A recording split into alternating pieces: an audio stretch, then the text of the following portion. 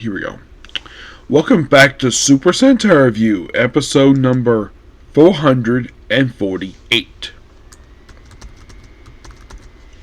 So, we're here discussing episodes 8 through 10 of Ninninger. Yeah, 8 is debut of a character who actually is their 6th Ranger. We'll get to him. So, the whole thing this episode is the monster that just defeated the previous episode, the cat clock monster. Well, he comes back because apparently it's his ability to come back. And the whole thing is basically still trying to find the end Shuriken in this episode. And there's also a subplot where Fuka's friends are coming by. First, they meet one of her cousins, then meet her brother, which he is very polite to them.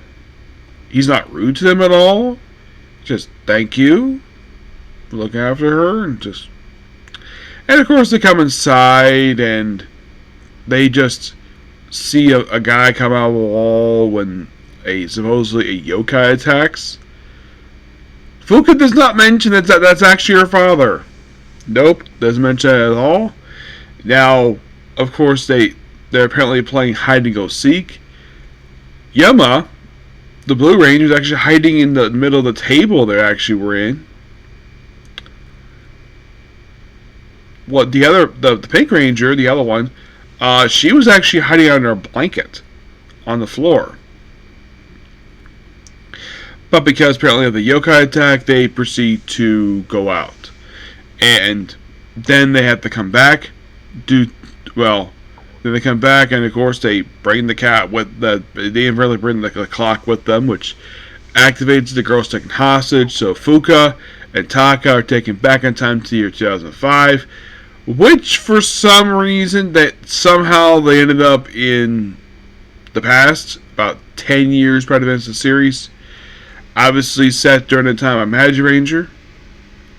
And of course, basically, apparently Fuka as a child even wanted to be a ninja, so I think she had no interest in it when she was older. Eventually, they actually do trick the cat to reveal what his weakness is, how to actually stop him coming back. Simple, break his clock, which they do. And then they destroy him, those giant size, and then we see the debut of a brand new Ranger. Well, he's not identified into episode 10, but this is Star Ninninger. Yep. An American ninja. First one they've had one of these since Cocker Ranger. Except that this one is not this one's much more arrogant than that one. Like, haven't seen one of these in a while. An arrogant Ranger when he first shows up, where he's a bit of a dick. Yep, they brought back this particular idea because ever since Abba Ranger, they've had this thing where the 6th Ranger, with the exception of like a few times this has happened, where he has to be a massive dick to the team. Look in the case to Kyuger, it wasn't that bad per se, or Kiroger, but this is the first one since, I'd say, probably,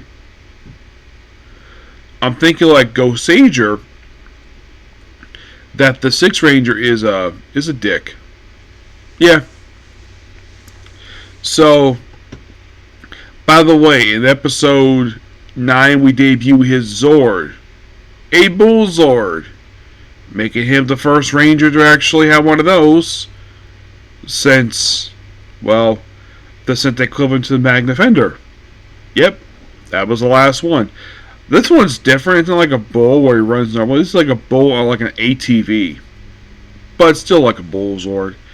They do in fact battle them. Of course, they're looking for this. Like next episode, he defeats a yokai, but doesn't get the ceiling star for some reason. Yeah, he doesn't take it for some reason. Not really sure exactly why he doesn't take it. He just doesn't. They're like, okay, we have a ceiling star. Okay.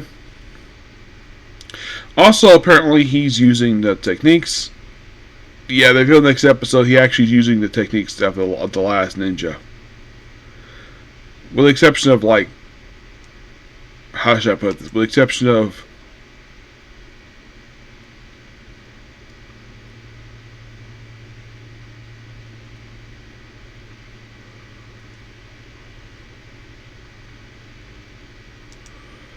with the episode basically like making the shuriken, the ceiling shuriken to these ninjas, to these gears.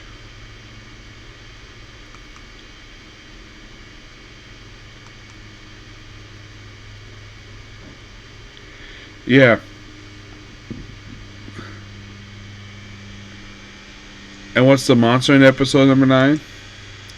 Well, this is quite interesting because we debut Cloud's mom.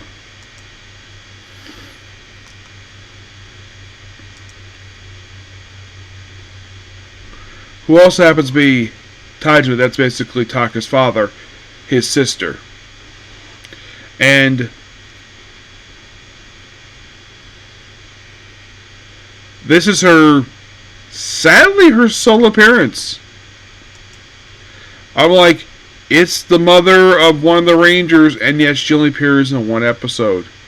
By the way, when this episode aired, she was 40. I think she was like 51. Yeah, she was 51. And yet she's picked as a mother of a teenager. Yeah.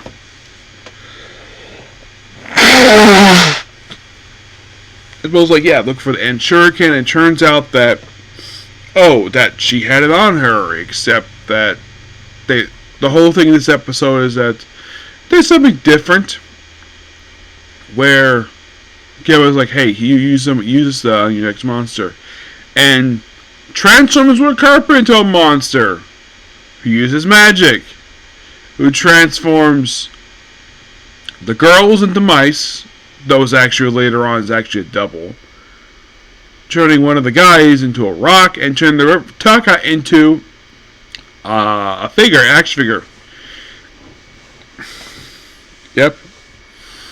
And also, like, he even tricks at one point to reveal his hand because he made duplicates.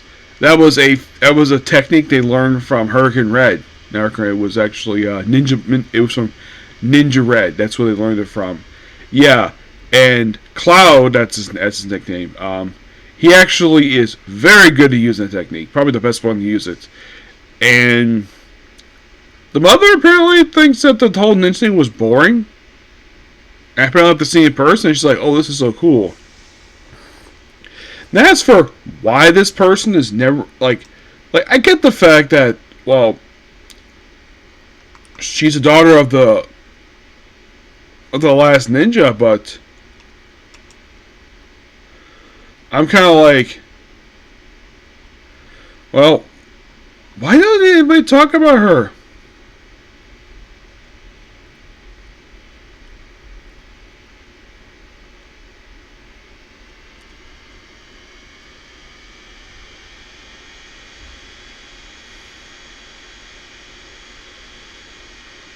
Yeah, it just didn't make any sense to me, though, the fact that they did that. Mm-hmm.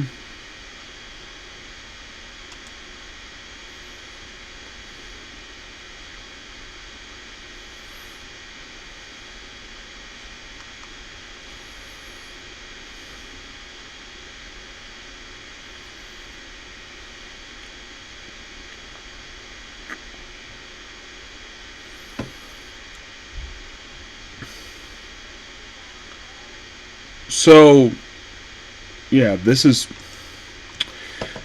quite interesting. So, and then the very next episode, after dealing with the magic monster, we finally unveil who, and then the episode ends with the star ninja attacking the last ninja.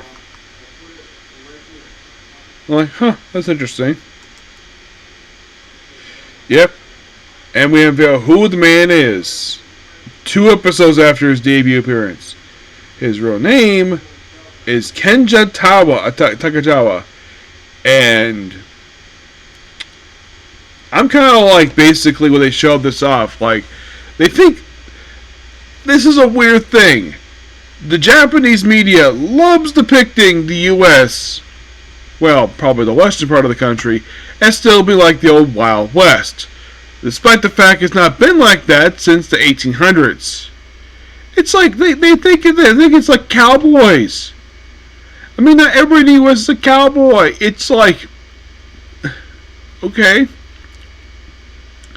So it's revealed the last ninja traveled to the U.S. at some point, and became sort of a hero to the guy, to Kenja, who, by the way, is Japanese, but yet they say he's American. I'm thinking he's probably Japanese American, or could have been his family were immigrants, but they don't say.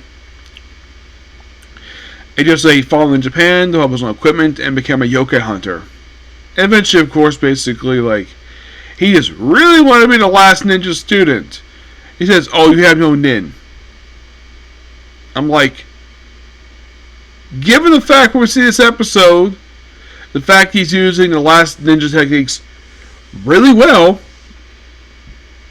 here it's like, I'm like, what the heck, seriously? And he actually fights the Rangers, he fights the monster, beats the monster, and the last ninja, when he's trying to examine the yokai footprints for reasons, the last ninja gives a task. Be his grandchildren, and he actually is one of his students. Sets up basically something we'll explore here. Yep. I thought we put behind the whole arrogant stuff, but no, we had to make basically where our new Rangers like the way the series started out. I thought they moved behind this, but who knows? Yep, so yeah, that's particularly a particular review. Please be sure to like, comment, subscribe, turn on notifications. Next time we'll be the Comic Corner. Okay, next time. Bye.